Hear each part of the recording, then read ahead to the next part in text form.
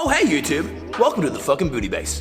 One question that I get a lot is, how can I feel my glutes more? Or how can I activate my glutes more? Or I just can't feel my glutes working, how do I make them do more? Well, in this video I'm going to show you 5 ways in which you can help to feel your glutes, get a better mind-muscle connection, and get them doing more work.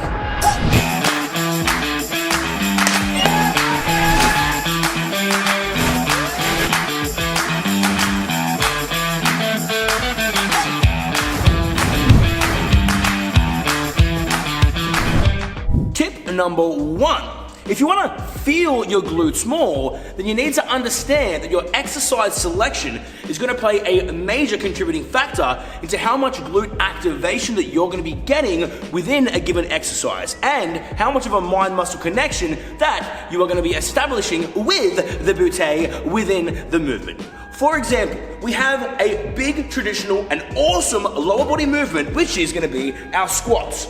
Now, if we're looking into this movement, you'll see that the glutes are going through a really big range of motion. However, they're working very hard when we're down at the bottom of our rep and our glutes are really stretched and in this stretched position.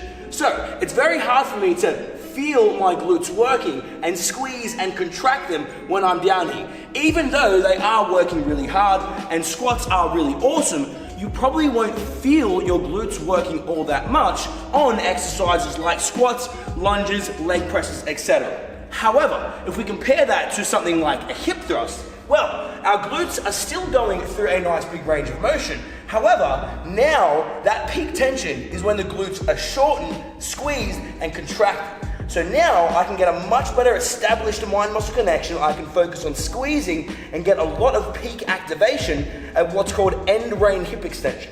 If you pick exercises where you can squeeze and get really strong and all of the tension is oosh up here when you're squeezing the glutes, you're going to establish a much better mind-muscle connection and really feel those movements a lot more when you do them. Another great way to compare it is to look at your bicep. If you extend your arm out and it's in a stretch position and you try to squeeze it as hard as you can't really feel that bicep working. However, if you shorten the muscle and then squeeze it, and then all of a sudden you can feel everything contracting like crazy.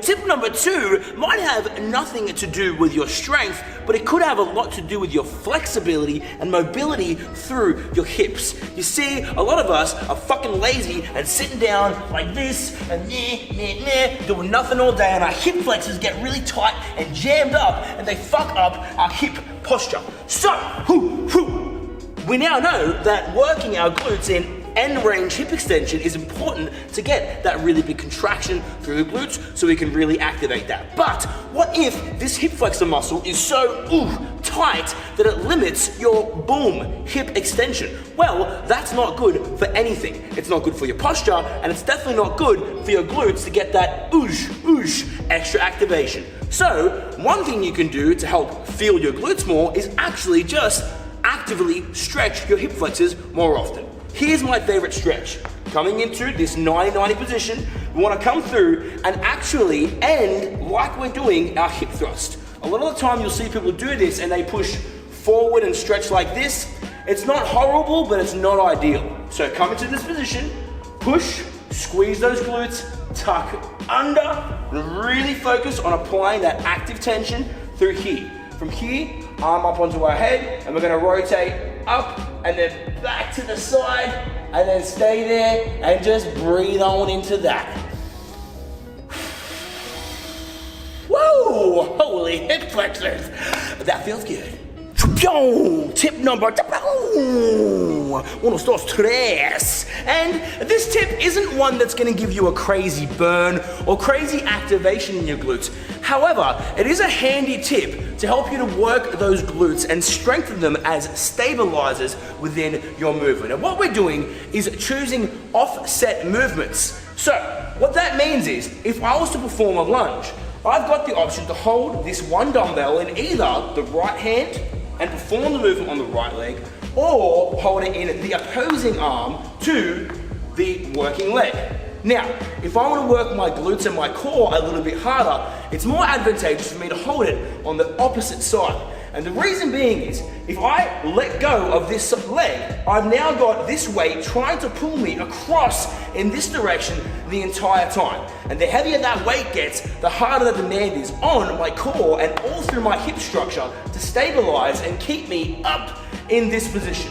And now, taking it through a really big range of motion, my glutes have to work harder because of this offset movement, because the weight, is offset to the working leg. So, it's nothing that's gonna make you really feel your glutes like crazy, but it is a handy tip to get those bad boys working just a little bit harder.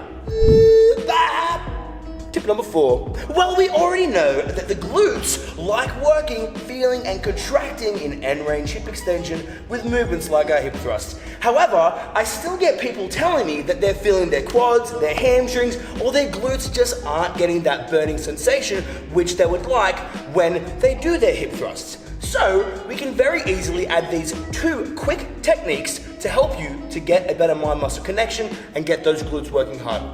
All we need to do is either a 1 1/4 technique by pushing all the way up, squeezing, coming down 1/4, before repeating back up and squeezing again. Now, we're getting extra time under tension when those glutes are in their peak tension and contracting really hard. The second option is even easier. All we're gonna do is come all the way down, all the way up, and squeeze and hold for a 3-second isometric hold at the top of every single rep. Down, up, squeeze, 1, 2, 3, rather than just coming up and going bump, bump, bump, bump, bump, like a damn fool. So squeeze, feel, and spend more time clenching your booty.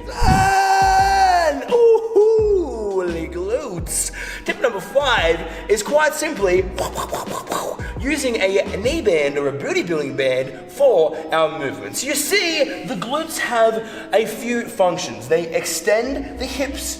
They also posteriorly tilt the pelvis by glute scooping underneath. However, that isn't where the story finishes. They also help us to drive our knees out by externally rotating and abducting through our hips. So if you're doing a hip thrust and you don't quite feel your glutes working, well, why don't you get a band on and get some double duty for the booty? Because now we're working through hip extension, boom, we're posteriorly tilting our pelvis, we're driving those knees out, we have active tension towards gravity and towards driving our knees out against that band. If you want to make it even harder, why don't you combine tip number 4 and number 5 and put them together?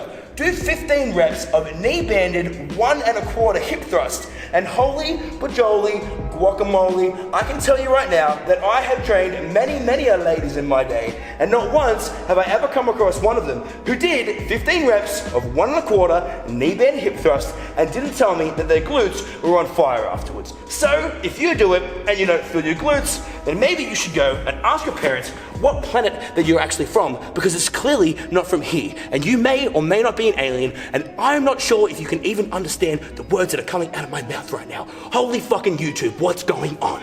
Anyway, whether you're from planet Earth or from another world, I hope that you enjoyed these 5 tips. I hope that you like, you comment, you subscribe, and you turn on the motherfucking bell. Again, I don't know how YouTube works, but you guys do, unless you're an alien. So, you know what they say, YouTube, scum about YouTube.